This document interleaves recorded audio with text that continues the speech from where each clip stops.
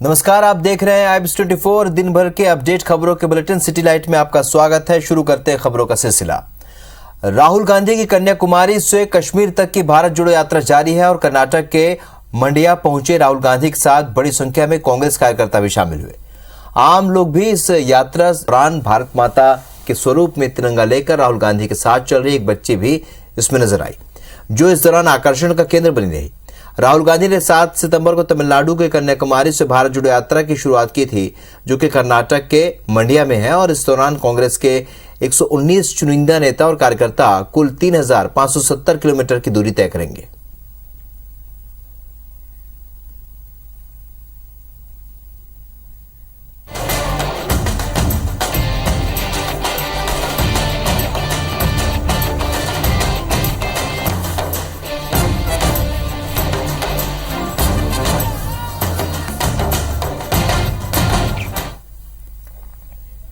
धार जिले के मांडू में बीजेपी का 3 दिवसीय प्रशिक्षण शिविर शुरू हो गया, जिसमें मुख्यमंत्री शिवराज सिंह चौहान भी शामिल हुए।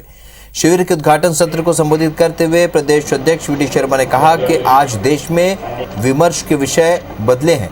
हमारी केंद्र और राज्य की सरकारें विकास कार्यों के जरिए नए आयाम स्थापित कर रही है। भारत के नागरिकों के बीच सुरक्षा का भाव पैदा हुआ है। एक मजबूत सरकार ने देश में सुरक्षित, सशक्त और समृद्ध भारत का विमर्श खड़ा कर दिया है। इसलिए समाज और देश विरोधी ताकतें बेचैन हैं। कांग्रेस पर निशाना साधते हुए शर्मा ने कहा कि वो समाज को तोड़ना चाहते हैं और हम जोड़ना। आदिवासियों में कुछ लोगों ने सामाजिक संगठन का रूप लेकर जनजातीय समाज को भ्रमित करने का काम किया है। दूसरे सत्र में गृह मंत्री नरोत्तम मिश्रा ने चुनाव प्रबंधन विषय पर अपने विचार रखे। ये हमारा 3 दिन का प्रदेश का प्रशिक्षण है। भारतीय जनता पार्टी काम की सुदृढ़ता, कार्य पद्धति, वैचारिक प्रतिबद्धता से लेकर कई प्रकार के ऐसे विषय समसामयिक राजनीतिक परिदृश्य में भी आज के समय में कार्यकर्ता के लिए जिन बातों के प्रशिक्षण की जरूरत होती है, उन सारे मुद्दों पर यहाँ प्रशिक्षण में अपने प्रमुख कार्यकर्ता जो अपेक्षित हैं वो आज यहाँ पर उपस्थित हैं। कुछ ऐसे लोग हैं जिन्हें सोते में भी भाजपा ही दिखाई देती है और उनकी पार्टियों में ये परंपरा है नहीं, तो वो क्या जाने, बेचारे अज्ञानी हैं। अब अज्ञान पे भी आप मेरी प्रतिक्रिया ले रहे हो। यहाँ सभी प्रमुख लोग आए हैं, जो उन्होंने बताया है वो भी बुलाए हैं और सभी आ भी रहे हैं। वो यही सोचते रहे और हमारी पार्टी ऐसे ही बढ़ती रहे, ये ईश्वर से कामना। मध्य प्रदेश में शराबबंदी को लेकर बीजेपी नेता और पूर्व सीएम उमा भारती ने एक बार फिर से बड़ा ऐलान किया है। उमा भारती ने 7 नवंबर से फिर अभियान शुरू करने की बात कही है। शराब और नशाबंदी का वो अभियान चलाएंगी। उन्होंने कहा कि जब तक अभियान सफल नहीं होगा तब तक जंगल में रहूंगी, घर वापस लौट के नहीं जाऊंगी।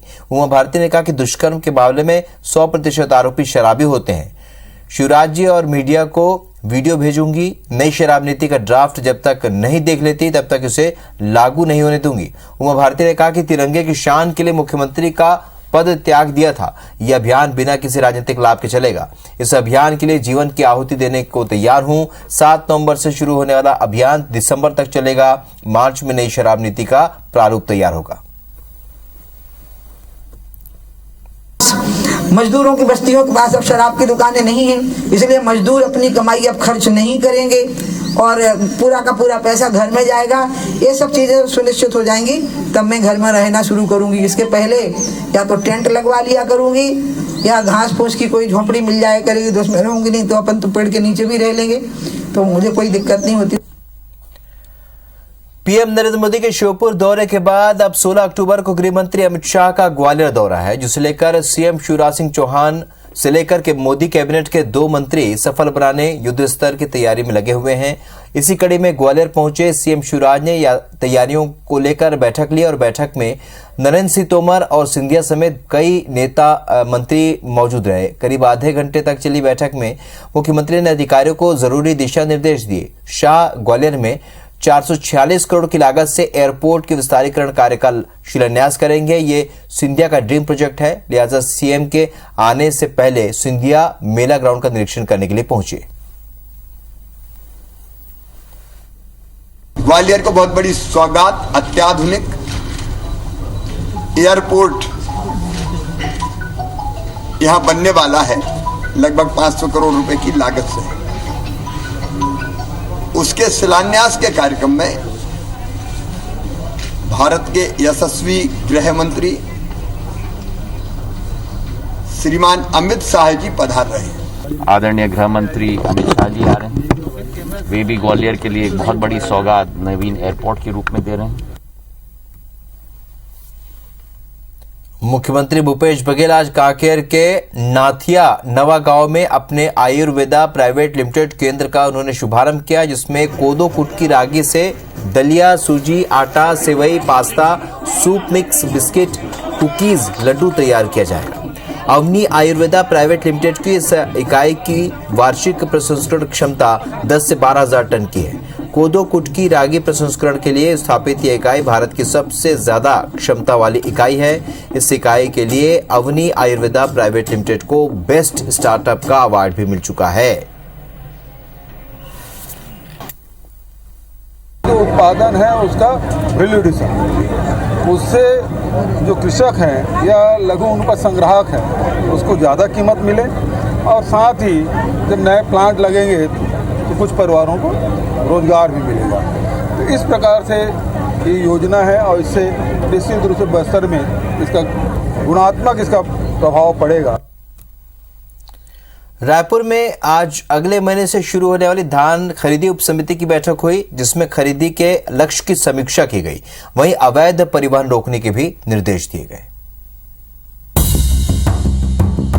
छत्तीसगढ़ में 1 नवंबर से धान की समर्थन मूल्य पर खरीदी होगी। धान खरीदी की उल्टी गिनती शुरू होने के साथ ही सरकार ने भी तैयारियां शुरू कर दी हैं। इसी सिलसिले में शुक्रवार को मंत्रिमंडलीय उप समिति की बैठक हुई। समिति के अध्यक्ष मंत्री अमरजीत भगत की अध्यक्षता में हुई बैठक में मंत्री रविंद्र चौबे और उमेश पटेल भी मौजूद रहे। बैठक में साल 2022-23 के लिए 110 लाख मीट्रिक टन धान खरीदी के लक्ष्य की समीक्षा हुई।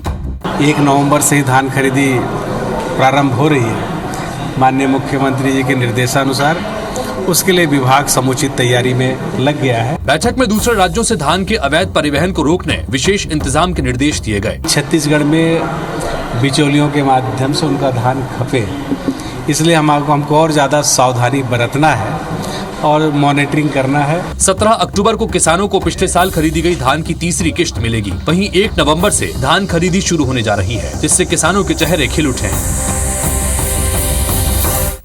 मध्य प्रदेश के 2 कांग्रेस विधायकों पर ट्रेन में महिला से छेड़छाड़ का मामला दर्ज हो गया है। आरोप है कि कांग्रेस विधायक सिद्धार्थ कुशवाहा और सुनील सराफ रेवांचल एक्सप्रेस से जा रहे थे और इसी कोच में बगल की सीट पर बैठी महिला ने दोनों विधायकों पर शराब पीकर बदसलूकी का आरोप लगाया। सूचना मिलते ही जीआरपी स्टाफ ट्रेन में पीड़ित महिला के पास पहुंचा और ट्रेन में ही महिला के बयान लेने के बाद केस दर्ज कर लिया है। वहीं विधायकों पर महिला से छेड़छाड़ की शिकायत के बाद राजनीति भी गर्मा गई। बीजेपी प्रदेश अध्यक्ष डी शर्मा ने कहा कि शराब पीकर छेड़छाड़ करना कांग्रेस का चरित्र बन गया है। इस पर कांग्रेस के अध्यक्ष सोनिया गांधी और पार्टी की नेता प्रियंका गांधी को जवाब देना चाहिए। साथ ही ये भी कहा कि दोषी चाहे विधायक ही क्यों ना हो, बख्शा नहीं जाएगा। वहीं आरोपी कांग्रेस विधायक सिद्धार्थ कुशवाहा ने इस आरोप से इंकार किया। किसी महिला के साथ छेड़खानी की सूचना मिली थी, जिस पे हमने यहाँ पे एक ASI 2 हवलदार की टीम को ट्रेन आने पर रवाना किए। वो नाम सामने आए हैं, वो महिला ने बताए हैं कि कोई सिद्धार्थ कुशवाहा है और एक सुनील सराफ करके नाम आया है। देखिए, ये बहुत दुर्भाग्यजनक और ऐसी घटना है कि इसमें किसी को माफ नहीं किया जा सकता। मैं इस घटना की कड़ी आलोचना करता हूँ। एक बहन के साथ शराब के नशे में धुत होकर के कांग्रेस के विधायक जिस प्रकार की घटना करते हैं, कांग्रेस इसका जवाब दे। हम लोगों से कोई बात नहीं हुई, सब ट्वीट चल रहा है, सोशल मीडिया पे चल रहा है। मतलब ये है कि बदनाम करने की कोशिश। कार्रवाई की जरूरत नहीं है, उन्हें कोई घटना नहीं घटी है, उसका महिमा मंडन करना है। वहाँ पे ऐसी कोई बात नहीं हुई, ऐसा कोई माहौल नहीं था कि उन्हें ये सब करना पड़े। लेकिन वो क्यों कर रही है ये वो बता सकते। रायपुर में पिछले कुछ दिनों से शहर में बच्चा चोरी होने या फिर बच्चा चोर गिरोह के सक्रिय होने की झूठी खबर व्हाट्सएप, फेसबुक और सोशल मीडिया पर वायरल हो रही है। बच्चा चोरी होने की अफवाह के कारण हो रही हिंसक घटनाओं को लेकर एसएसपी प्रशांत अग्रवाल ने लोगों से अपील की है कि अफवाह पर विश्वास न करें और आशंका होने पर बिना कानून का उल्लंघन किए पुलिस को इसकी सूचना दें। पुलिस इसकी जांच करेगी। बता दें कि इसी अफवाह के कारण शुक्रवार को गोल बाजार में बच्चों को लेकर दिवाली में खरीदारी करने आई बाल आश्रम की टीम को लोगों ने घेर लिया और बच्चा चोरी करने का आरोप लगाया। कुछ लोगों ने इसका वीडियो भी वायरल कर दिया और बच्चा चोर गिरोह पकड़ा गया ऐसा, जिसके बाद पुलिस ने बाल आश्रम टीम को सुरक्षित तरीके से भीड़ से निकाला। दूसरा मामला डीडी नगर थाने में भी सामने आया, जहां पर बच्चों के साथ खेल रहे युवक को स्थानीय लोगों ने बच्चा चोर समझकर मारा, पीटा और पुलिस के हवाले किया। एसएसपी ने कहा कि ऐसे झूठे वीडियो पोस्टर वायरल करने वालों की पतासाजी कर उनके खिलाफ कार्रवाई की जाएगी।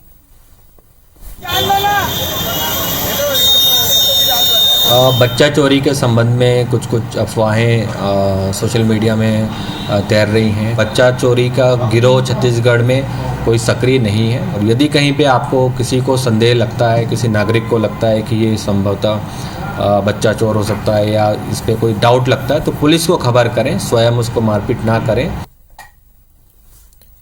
चिरमिरी में नाबालिग से दुष्कर्म का मामला सामने आया, जहां पर आरोपियों ने नाबालिग लड़की को बहला फुसलाकर दुष्कर्म की घटना को अंजाम दिया। 6 आरोपियों में से एक महिला है जो कि इस पूरे मामले में सहयोगी है।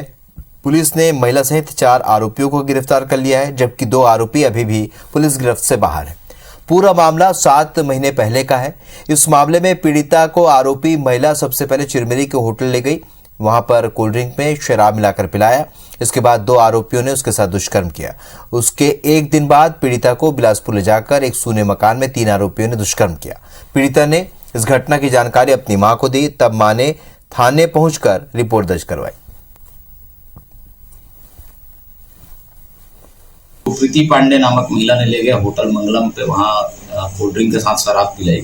उसके बाद 2 लोगों ने उसके साथ दुष्कर्म किया। पुनः नेक्स्ट डे उसको फिर घुमाने के बहाने ले गई, वहाँ नागपुर के बाद उसको बिलासपुर ले जाया गया। वहाँ पे सुनसान एक घर पे लेके 3 लोगों के साथ उसके साथ दुष्कर्म किया। अभी 4 आरोपी गिरफ्तार हैं और बाकी 2 की तलाश की जा रही है। रायपुर में नर्सिंग छात्र के खुदकुशी के मामले में छात्र के परिवार को अभी तक इंसाफ नहीं मिल पाया है। परिजनों ने कॉलेज प्रबंधन पर फीस के लिए प्रताड़ित करने का आरोप लगाया है, जबकि पुलिस ने अब तक कॉलेज प्रबंधन से पूछताछ तक नहीं की है। सवाल है कि क्या पुलिस इस खुदकुशी के पीछे के रहस्य से पर्दा उठा पाएगी। ये उस छात्र के मृतक कर्म की तस्वीरें जिसने अपने घर वालों का सपना पूरा करने के पहले ही खुदकुशी कर ली। छात्र गौरव सिदार महासमुंद जिले के बसना के अरेकेल गांव का रहने वाला था। जब रायपुर के आदर्श नर्सिंग इंस्टीट्यूट में गौरव का सिलेक्शन हुआ तो परिजनों के सपनों को 4 चांद लग गए, लेकिन उन्हें क्या पता था कि ये सब सपना ही रह जाएगा। गौरव के पिता गोपाल सिदार के मुताबिक 18 सितंबर को गौरव से बात हुई थी। तब गौरव ने बकाया फीस जमा करने के लिए इंस्टीट्यूट की ओर से दिए जा रहे अल्टीमेटम की जानकारी दी। पिता ने फसल बिकने के बाद पैसे भेजने की बात कही। इस बीच 22 सितंबर को गौरव ने खुदकुशी का घातक कदम उठा लिया। मेरे को लग रहा है कॉलेज की तरफ से कुछ दबाव होगा, उसी कारण क्या हो रही है, तो कुछ तो परेशानी नहीं था। इंक्वायरी होना चाहिए, जो गलती की है उसको सजा मिलना चाहिए, समझा। गौरव सिदार की खुदकुशी मामले में पुलिस जांच की रफ्तार धीमी गति से चलने की वजह से कई बड़े सवाल खड़े हो रहे हैं। हालांकि पुलिस को मकान की और शव की तलाशी के दौरान कोई सुसाइडल नोट नहीं मिला है। पुलिस ने गौरव के दोस्त और परिजनों के बयान तो दर्ज कर लिए, लेकिन आज तक कॉलेज प्रबंधन के बयान दर्ज नहीं कर पाई। इस मामले में छात्र नेता भी कॉलेज प्रबंधन पर फीस के लिए दबाव बनाने की बात कह रहे हैं। आदर्श नर्सिंग कॉलेज की कहीं न कहीं सोची समझी साजिश के तहत उसे बार उसे प्रताड़ित किया गया। उसने इतना बड़ा जो कदम उठाकर आत्महत्या कर लिया, लेकिन आज दिनांक तक पुलिस प्रशासन के द्वारा भी कोई ठोस कार्रवाई नहीं की गई। उनके मम्मी पापा और उनके संग जो छात्र रहते थे उनका हमने स्टेटमेंट रिकॉर्ड किया है और आगे जो भी तथ्य आएगा, जो भी जांच में जो भी हमको एविडेंस मिलेगा उस आधार पे हम कार्रवाई करेंगे। तो मैं नहीं मानता कि दबाव था, अब क्यों बोला है, कैसे बोला है, पर मैंने जो उनका पहला वीडियो देखा था उसमें भी उन्होंने कहा था कि दबाव की बात उन्होंने नहीं की थी। कुछ फीस बची थी, पर मुझे जहाँ तक ध्यान है शायद 3000 फीस बची थी मात्र। वो शायद सुसाइड नोट नहीं मिला मेरे ख्याल से, क्योंकि पुलिस ने भी हमसे अभी तक कोई संपर्क नहीं किया है। बताया जा रहा है कि विजय अग्रवाल, डॉक्टर पूर्णेंदु सक्सेना, कमलेश अग्रवाल और रमेश गांधी जैसे शहर के नामचीन लोग इस नर्सिंग कॉलेज के डायरेक्टर हैं। ऐसे में इनकी जवाबदेही को लेकर भी सवाल उठ रहे हैं। इस बारे में जब हम कॉलेज प्रबंधन का बयान लेने आए हैं, यहाँ पे जब उनका वर्जन लेने आए हैं, तो उनका ये कहना है कि अभी तक उनके 6 तारीख को यहाँ पे छुट्टियाँ चल रही हैं, उससे पहले वो कुछ नहीं बोल पाएंगे। फिलहाल पुलिस के पास किसी तरह का कोई सुसाइडल नोट नहीं मिला है, और लेकिन पुलिस ने अभी तक इसमें कई बयान भी लिए, लेकिन जिनके बयान लेने चाहिए उनके बयान अभी तक नहीं हो पाए हैं, जिससे पुलिस की जांच पर बड़ा सवालिया निशान भी खड़ा होता है। कैमरामैन नरेंद्र मार्कंडे के साथ तहसीन जैदी, IBC 24, रायपुर। पन्ना के अजयगढ़ थाने में दरअसल 2 दिन पहले सिंहपुर पंचायत योगेश भूरिया का विवाद सिंहपुर निवासी अजय नामदेव से हो गया था। मामला बढ़ता देख दोनों पक्ष की रजामंदी पर थाने में बुलाकर सुलह कराने की कोशिश की गई, लेकिन थाने में उस वक्त हड़कंप मच गया जब अजय नामदेव नाम का युवक जिंदा कारतूस सहित कट्टा लेकर थाने पहुंच गया। पुलिस को शक होने पर जब उसकी तलाशी ली गई तो उसके पास से कट्टा मिला, लेकिन मौके का फायदा उठाकर वो फरार हो गया। पुलिस ने मामला दर्ज कर लिया है। गिरफ्तारी के लिए पुलिस जगह जगह सर्चिंग कर रही है।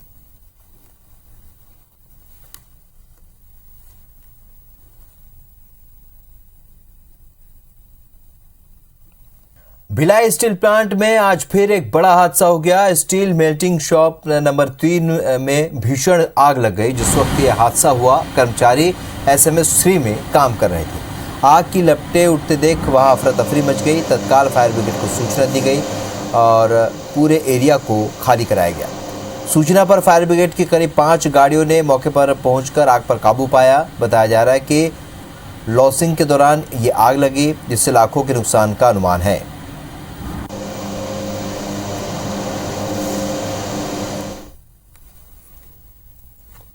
IBC 24 की खबर पर एक बार फिर मुहर लगी। दरअसल हमने आपको बताया था कि श्योपुर के कूनो नेशनल पार्क में अफ्रीकी चीतों की शिफ्टिंग के बाद भोपाल के वन विहार नेशनल पार्क के जिराफ और जेब्रा लाए जाने की भी तैयारी। अब वन मंत्री विजय शाह ने इस बात का ऐलान भी कर दिया है। उन्होंने कहा कि 26 जनवरी से पहले साउथ अफ्रीका से जिराफ और जेब्रा लाए जाएंगे। इसके लिए सरकार ने कवायद शुरू कर दी है। ऐसे में दूसरे वन्य प्राणियों की सूची भी तैयार की जा रही है जो सिर्फ विदेशों में पाए जाते हैं।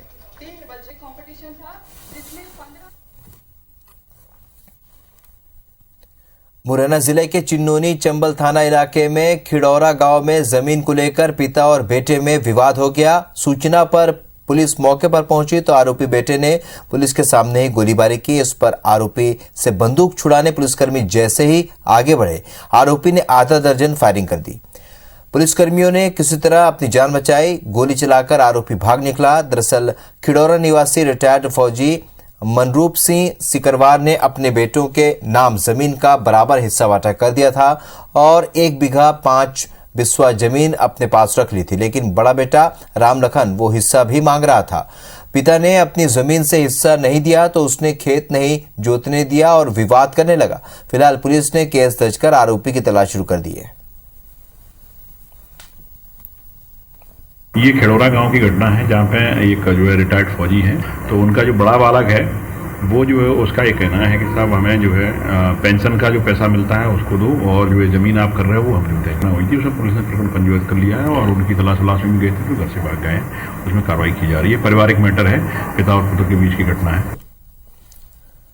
सबसे बड़े चर्च लैंड स्कैम के आरोपी जबलपुर डायोसिस के बिशप PC सिंह पर EOW ने एक और कार्रवाई की है। जबलपुर EOW ने बिशप PC सिंह की 5 लग्जरी कारों को जब्त किया है। EOW की जांच में खुलासा हुआ है कि बिशप PC सिंह ने ये लग्जरी कारें चर्च के स्कूलों की फीस से अवैध ढंग से खरीदी थी। चर्च के स्कूलों में आने वाले फीस को बिशप गलत ढंग से दूसरी संस्थाओं में ट्रांसफर कर दिया करता था। Land Rover car, Toyota Innova, Ford Endeavour जैसी 5 कारें यहां जब्त की गई।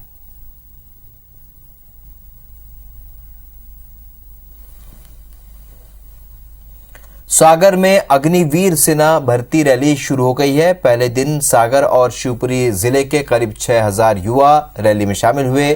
गुरुवार की रात से भर्ती प्रक्रिया शुरू हुई, जिसमें जांच के बाद अभ्यर्थियों को मैदान में प्रवेश दिया गया।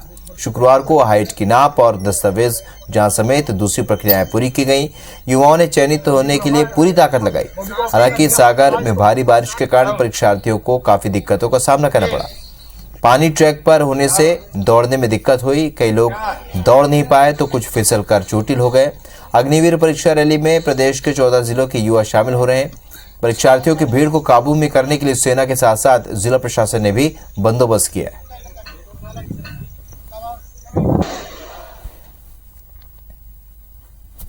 कुनकुरी क्षेत्र का प्रसिद्ध मयाली डैम पर्यटन स्थल के आसपास पत्थर खदान में ब्लास्टिंग की वजह से 4 स्कूलों के सैकड़ों बच्चे डर के साए में जी रहे हैं।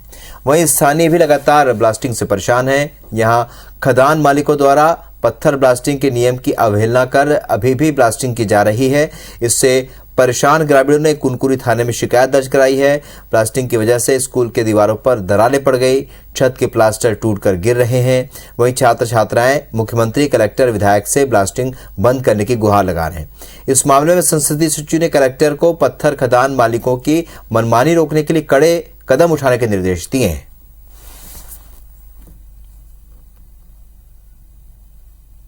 परसों हम लोग जब बैठे थे वर्षा भी हो रही थी, बहुत तेज बारिश हो रही थी। उसी समय भयानक जैसे कोई विस्फोट होता है उतना विस्फोट हुआ। उस वक्त थोड़ा सा ब्लास्टिंग वगैरह कम होता, लेकिन अभी देख रहे हैं कि अभी फिर से उसमें ब्लास्टिंग ज़्यादा तेज हुआ। अभी मेरे को कल ही इस बाबत जानकारी मिली थी, तो मैंने अभी कलेक्टर साहब को भी निर्देशित करूंगा कि उस क्षेत्र में ब्लास्टिंग को बंद भी किया जाए। ग्रामीणों को सूचना को गंभीरता से लेते हुए उनको लोगों को नोटिस भेजा जा रहा है कि उनके द्वारा अगर इस प्रकार की अवैध ब्लास्टिंग की जा रही है तो संबंधित डिपार्टमेंट से उनके विरुद्ध कार्रवाई कराई जाएगी। भोपाल के शहरी सीमा क्षेत्र में अक्सर बाघों की आमद दर्ज होती रही है। पहले कुलार, कलियासोत और केरवा के रिहायशी इलाकों में कभी लॉ यूनिवर्सिटी, तो अब मैनिज में भी बाघ बीते 3 दिनों से डेरा डाले हुए। मामले पर वन मंत्री विजय शाह का कहना है कि बाघ के दायरे में मानव का दखल बढ़ा है। दोनों के बीच का संघर्ष रोकने के लिए काम किया जा रहा है। सरकार की प्राथमिकता बाघों के संरक्षण की है। मैनिज टाइगर केस में भी यही प्राथमिकता सरकार की है। आपको बता दें कि 2 दिन पहले वन विभाग ने पिंजरा लगाकर बाघ को पकड़ने की तैयारी की थी, लेकिन वाइल्ड लाइफ एक्सपर्ट्स ने नियमों का हवाला देकर आपत्ति दर्ज कराई। तब भोपाल वन महकमे ने आदेश जारी कर कहा था कि मैनिज से ना तो बाघ को भगाया जाएगा ना ही पकड़ा जाएगा। हमको आदमी और वन्य प्राणियों का द्वंद्व नहीं होना चाहिए। दोनों को एक दूसरे की मर्यादा और एक दूसरे का सम्मान करना चाहिए और जो आवश्यक कदम है वो शासन उठाए। बंगाल की खाड़ी और अरब सागर से लगातार मिल रही नमी के चलते भोपाल समेत मध्य प्रदेश के कई हिस्सों में भारी से लेकर रिमझिम बारिश का सिलसिला कल से ही जारी है। वहीं मौसम केंद्र के अनुमान के मुताबिक अगले 3 से 4 दिन तक पूरे प्रदेश में भारी बारिश जारी रहेगी और अगले 24 घंटों में उज्जैन, आगर, शाजापुर, भिंड और मुरैना में भारी से अति भारी बारिश की संभावना है, जिसे लेकर येलो अलर्ट जारी किया गया है। रीवा, सागर, जबलपुर, शहडोल, भोपाल, इंदौर, उज्जैन, ग्वालियर और चंबल संभाग के जिलों में भी गरज चमक के साथ बारिश हो सकती है। प्रदेश से 15 अक्टूबर के बाद मानसून के विदा होने के आसार हैं।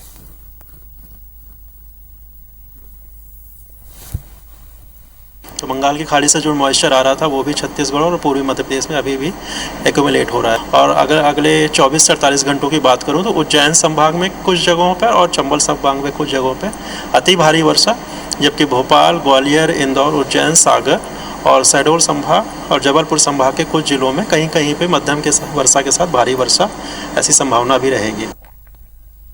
चलिए तो इस बुलेटिन में फिलहाल इतने, लेकिन ताज़ा अपडेट के लिए आप बने रहिए IBC 24 के साथ। नमस्कार।